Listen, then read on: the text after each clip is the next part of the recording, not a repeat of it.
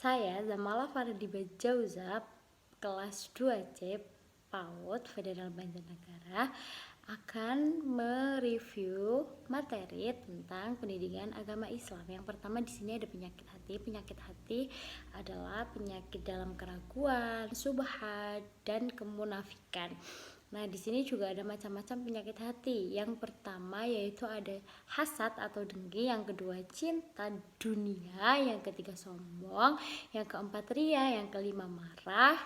Selanjutnya ada yang keenam yaitu dendam, yang ketujuh kikir, yang kedelapan berburuk sangka, yang terakhir adalah kebohongan. Nah, di sini juga ada obat penyakit hati. Yang pertama, membaca Al-Quran dapat membersihkan hati. Yang kedua, zikir dapat melunakkan hati. Dan yang ketiga, doa untuk memperbaiki hati.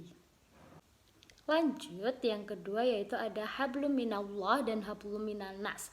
Hablum minallah adalah hubungan baik dengan Allah, dan hablum minanas adalah hubungan baik dengan manusia. Contoh yang pertama, menjalankan perintah Allah dan menjauhi larangannya, ikhlas menerima ketentuan Allah, meninggalkan nafsu untuk mencari ridhonya Allah.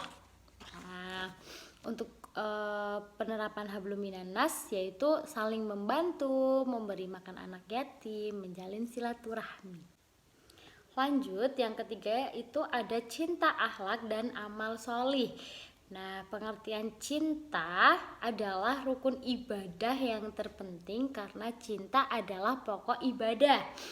Dan makna akhlak secara bahasa artinya perangai yang mencangkup sikap, perilaku, sopan, tabiat, etika, karakter, dan yang lainnya. Lanjut, pengertian amal solih adalah perbuatan sungguh-sungguh dalam menjalankan ibadah ataupun menunaikan kewajiban agama. Nah, di sini ada dua macam akhlak. Yang pertama adalah akhlak mahmudah dan yang kedua adalah akhlak mazmu'ah. Lanjut, yang selanjutnya yaitu konsep pendidikan Islam. Nah, ada dua tujuan di sini. Tujuan umumnya untuk menghasilkan orang yang baik, sedangkan tujuan khusus pendidik bertujuan untuk berkembangnya potensi peserta didik agar menjadi manusia yang beriman dan bertakwa kepada Tuhan Yang Maha Esa. Nah, guru dalam pendidikan Islam adalah pendidik yang memberikan pelajaran kepada murid. Nah, sedangkan kedudukan guru dalam Islam selalu mendapat tempat yang mulia karena guru selalu memberi ilmu kepada muridnya. Tugas guru selain mengajarkan materi di kelas, guru juga harus memberikan contoh yang baik untuk muridnya. Yang selanjutnya ada sejarah Nabi Muhammad SAW. Nah, Nabi Muhammad lahir pada hari Senin 12 Rabiul Awal pada tahun Gajah. Peristiwa kelahirannya ada pada surat Al-Fil, diceritakan dalam surat Al-Fil, menjadi yatim sebelum umurnya genap 3 tahun. Lalu lahirnya itu di rumah pamannya yang bernama Abu Thalib. Pada masa remajanya, jadi Nabi itu sudah dijauhkan dari perbuatan yang tercela sehingga akhlaknya Nabi itu paling baik. Nah, lanjut, menjelang dewasa mulai berdagang dengan Sa'ib bin Abi Sa'ib. Usia 25 menjalankan bisnis besar bersama Siti Khadijah, kemudian menikah dengan Siti Khadijah. Wahyu pertama surat Al-Alaq ayat 1-5. Dakwah pertama kepada keluarganya yaitu Bani Hasyim. Perintah pada zaman Rasulullah itu zakat, sholat, dan kurban. Dan Nabi Muhammad ini mendapat mukjizat Al-Quran. Akhir masa Rasulullah, pembentukan negara Madinah. Wafatnya di kediaman Aisyah pada hari Senin 8 Juni 6032 Masehi. Selanjutnya ada keluarga sakinah, mawadah, warahmah. Nah, di sini itu ada ciri-ciri keluarga yang sakinah atau tenang.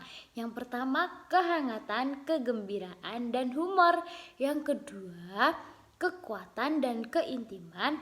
Yang ketiga, kejujuran dan kebebasan berpendapat. Lanjut, mawadah. Nah, mawadah adalah menyukai, senang mengasihi, menyayangi, jenis cinta membara yang menggebu-gebu kasih sayangnya. Warahmah adalah jenis cinta kasih sayang yang lembut, siap berkorban untuk menafkahi dan melayani, siap melindungi kepada yang dicintai. Ada infak dan sedekah.